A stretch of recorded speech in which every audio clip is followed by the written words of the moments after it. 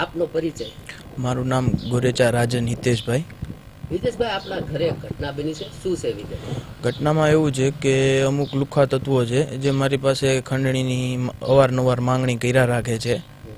આથી એકાદ વર્ષ પહેલાં મેં એફઆઈઆર પણ એમના ઉપર કરાવેલી હતી, પણ કાંઈ રિઝલ્ટ ને કાંઈ સોલ્યુશન મને મળ્યું નહોતું. એક વર્ષમાં મેં લગભગ એના ઉપર 3 એફઆઈઆર અને 5 પોલીસ સ્ટેશનમાં અરજી આપેલી છે.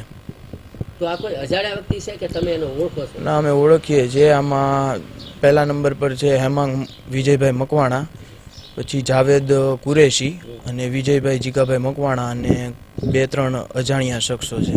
તમારા ઘર ઉપર શું પથ્થરમારો થયો? મારા ઘર ઉપર પરમ દિવસે રાત્રે 10 વાગ્યાના અરસામાં પથ્થરમારો થયો હતો. પછી કાલે સવારમાં પથ્થરમારો થયો. કાલે રાત્રે 10 વાગે પથ્થરમારો થયો. પછી હું પોલીસ સ્ટેશને એફઆઈઆર કરાવવા ગયો, પણ ત્યાં રાત્રે કોઈ પ્રોબ્લેમના હિસાબે મારી એફઆઈઆર લેવામાં નહોતી આવી અને અરજી સ્વીકારી હતી મારી.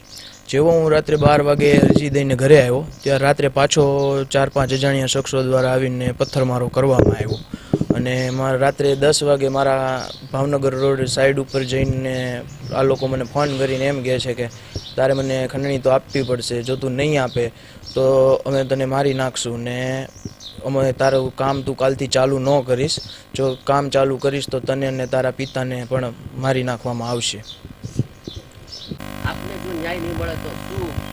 હવે આમાં તો સાહેબ મેં ઘણી પણ 5 અરજી કરેલી છે, 3 એફઆઈઆર કરી છે, છતાં મને કોઈ સપોર્ટ મળી નથી રહ્યો. મેં મુખ્યમંત્રીમાં હર્ષ સંઘવી સાહેબને, અમદાવાદ ડીજીપી સાહેબને બધાને લેખિતમાં અરજી અને એફઆઈઆરની કોપીઓ પણ મોકલેલી છે 2 દિવસ પહેલાં. જો મને આવી રીતના ન્યાય નહીં મળે તો મારા ઘરના સભ્યો હવે એવું કહે છે કે આપણે દવા પીને સામૂહિક આત્મહત્યા કરી લઈએ, કારણ કે અમારી પાસે આના સિવાય કોઈ વિકલ્પ નથી. કોઈ અમારી સાથે ઊભું નથી. પોલીસ સ્ટેશનમાં અમે ધક્કા ખાઈએ છીએ, તો આવું ને આવું ક્યાં સુધી ચાલશે? આ પથ્થરમારો તમારી ઘર ઉપર કેટલી વાર? આ પથ્થરમારો 3 દિવસની અંદર 8મી વાર પથ્થરમારો થયેલો છે.